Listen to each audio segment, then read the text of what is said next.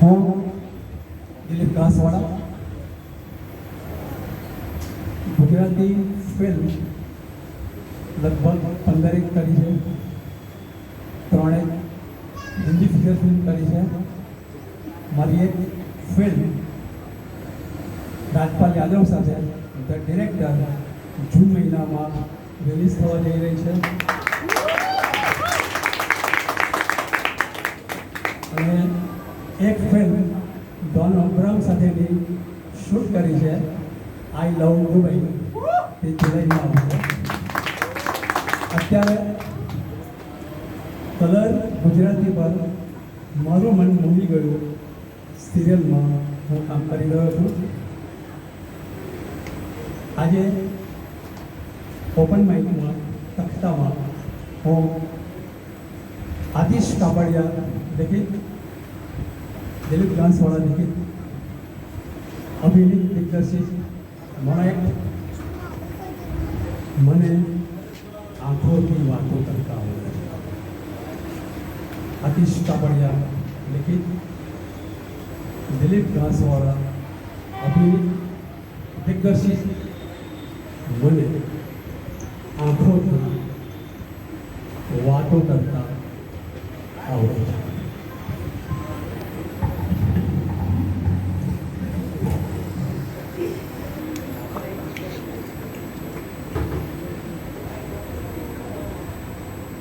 Hello,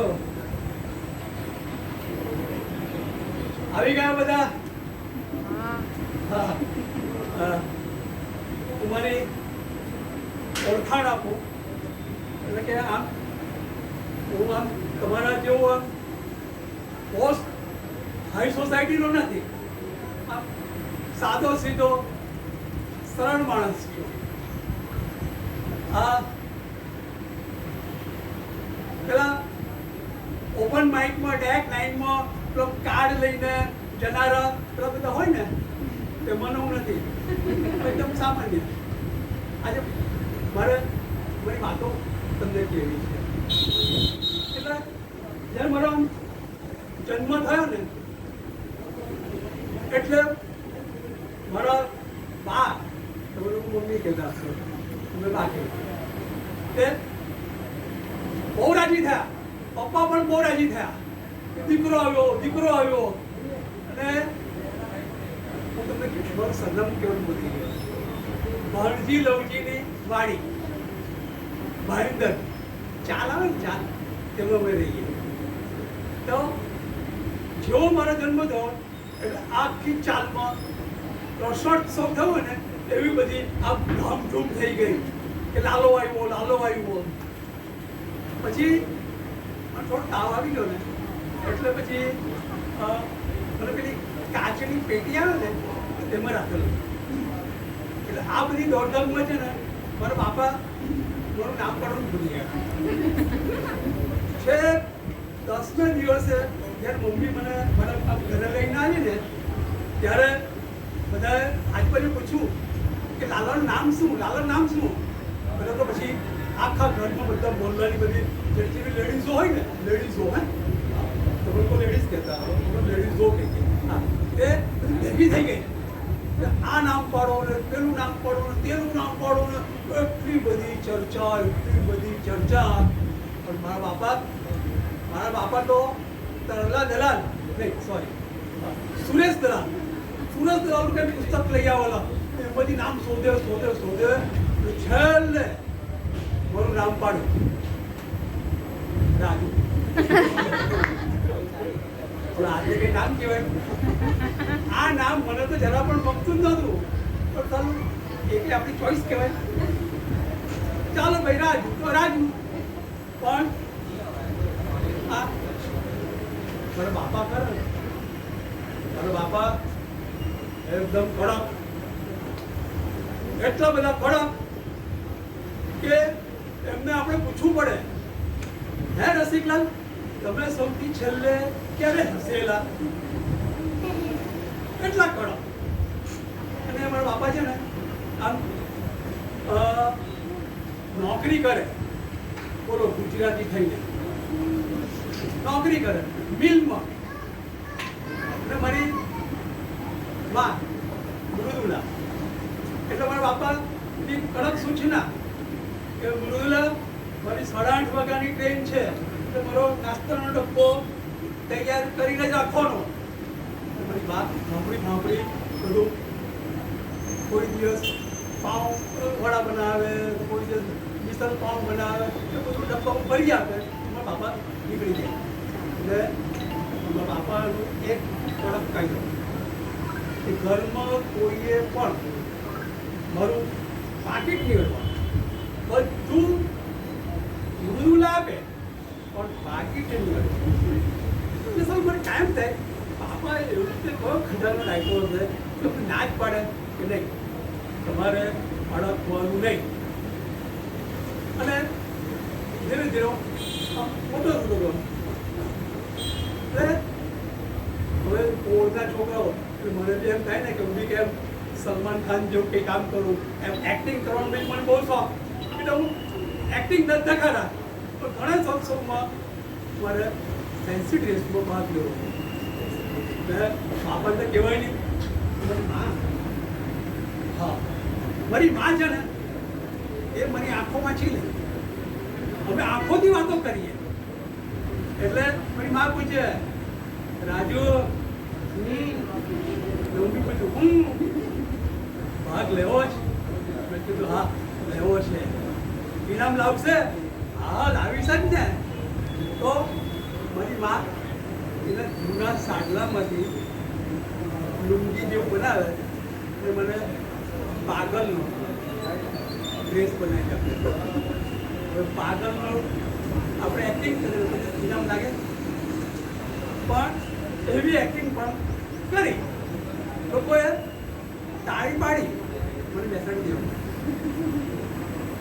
અને પછી બી મોટો થયો એટલે પછી છોકરીઓ બોલો તમે નહીં માનો 16 વર્ષની ઉંમરે લગભગ 5 વાર લગ્ન કરી નાખેલા.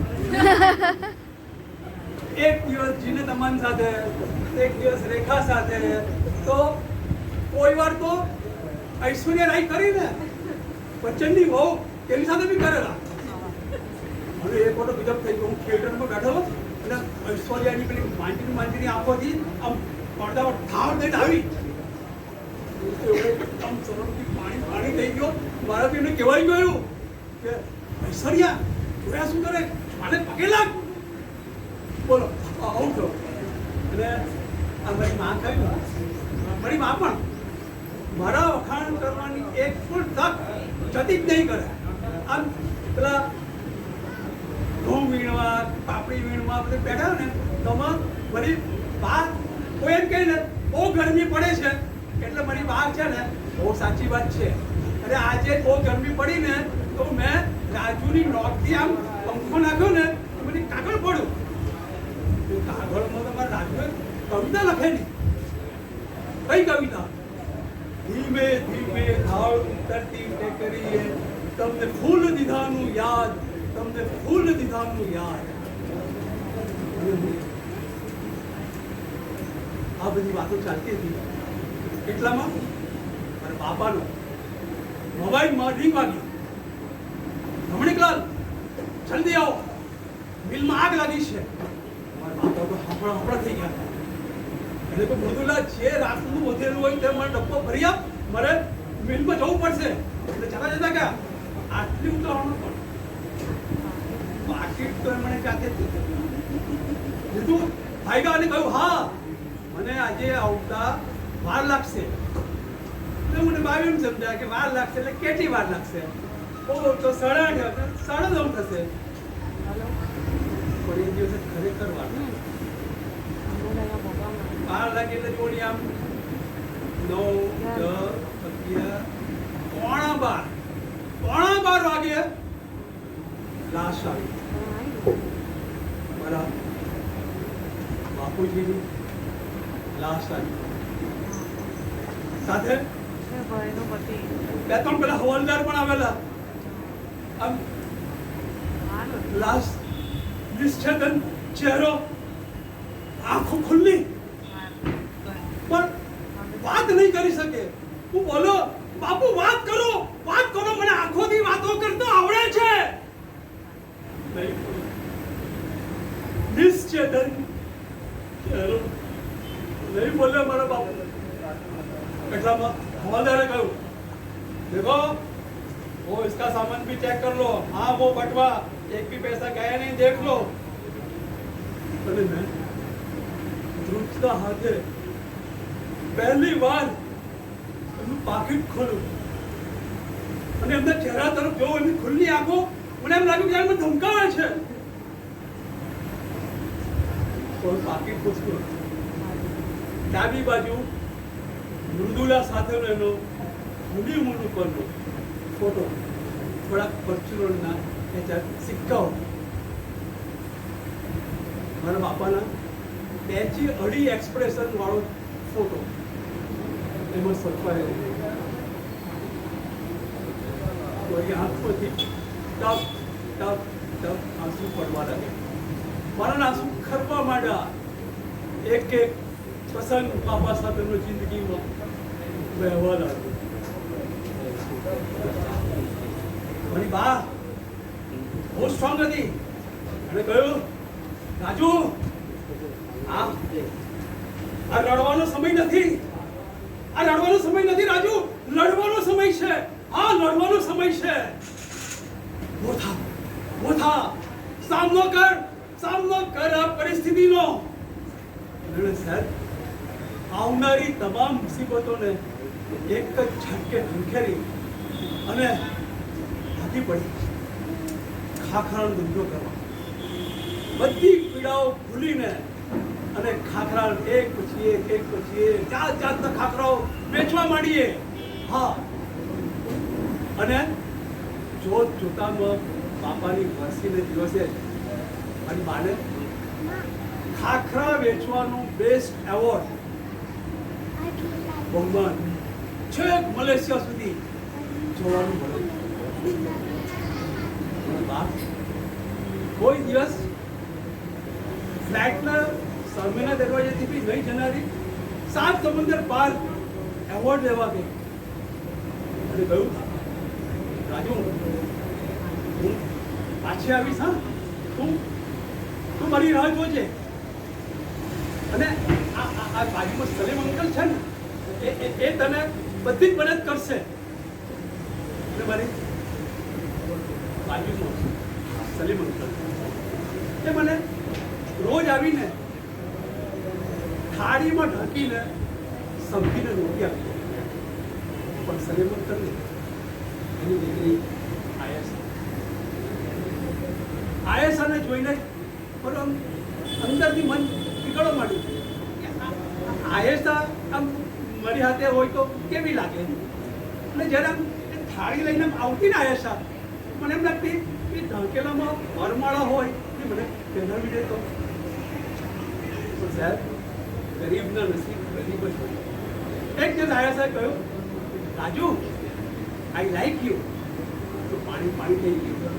પછી એણે કહ્યું, મારો એક બોયફ્રેન્ડ છે અકરમ. તો મારા અબ્બાજાનને ખબર નથી, તો તારા ઘરે બેસીને અકરમને ફોન લગાવ. અને દિલમાં એક ચિરાડો પડી ગયો. ભારે હૃદય કહ્યું, હા આયેશા લગાવ. અને આયેશા લગાવતી જાય.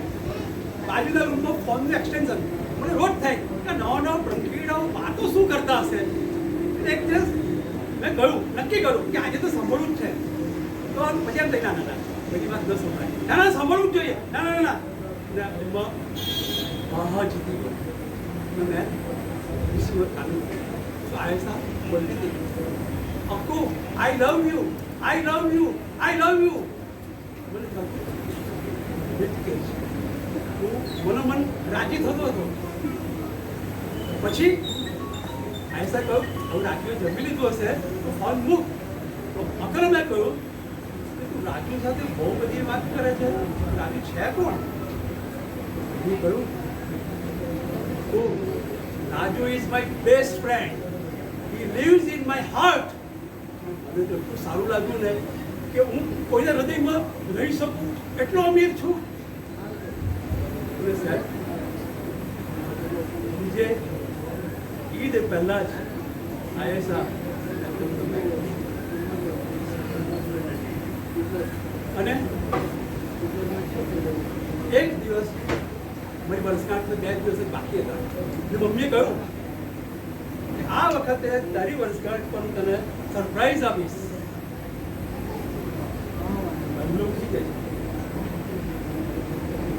અને રાત્રે 3:30 વાગે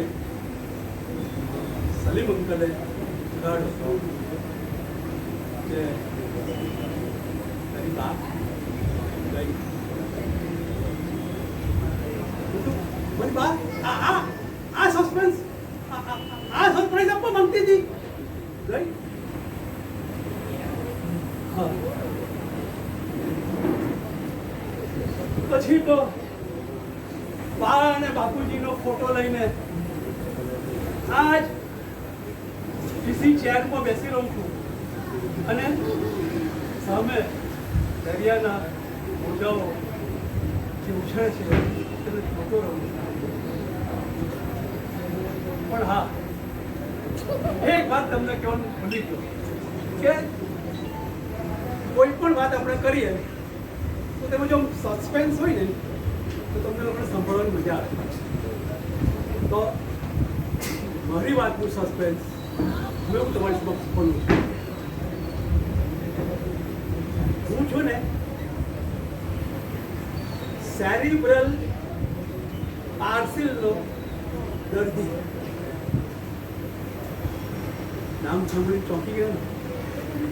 આ એક એવા પ્રકારનો રોગ છે સેરેબ્રલ પાર્સિલ કે જેમાં મગજ ચાલે પણ એના હાથ પગ શરીર એના કયામાં ન હોય અને એ આમ ધીમે ધીમે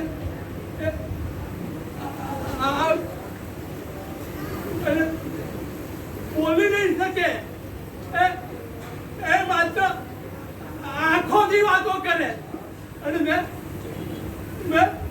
આંખોથી વાતો કરવાનું શીખી લીધું છે.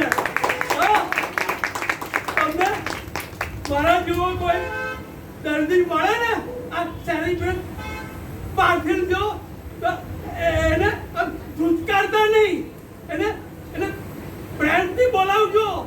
એની નજીક જઈને કહેજો રાજુ કેમ છે. એ તમને શબ્દથી જવાબ નહીં આપશે પણ આંખોથી બોલશે મજામાં.